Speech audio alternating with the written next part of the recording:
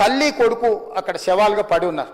ఆ తల్లి అంత తొక్కిసలాటలు కూడా నేను ఆ వీడియో చూసిన ఆ తల్లి లోపలికి వచ్చినప్పుడు కొడుకు చేయి పట్టుకొని ఎంత జాగ్రత్తగా కొడుకుని తీసుకొని వస్తుందో ఆ తల్లి ప్రేమ ఎట్లుంటుందో అక్కడ నాకు చూసి నాకు అర్థమైంది.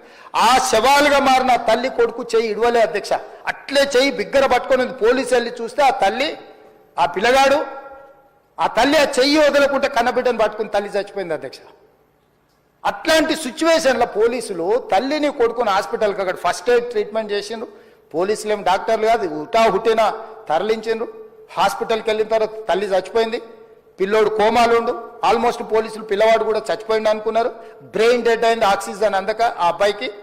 సో ఆ సిచ్యువేషన్లో వెనక్కి పోలీసులు వచ్చి హీరో గారికి విషయాన్ని తెలియజేసి హీరో గారు వెళ్ళిపోతే హీరో ఎందుకు వెళ్ళిపోవాలనుకుంటారు పోలీసులు అంటే ఇంకా వేలాది మంది అభిమానులు అక్కడనే ఉన్నారు.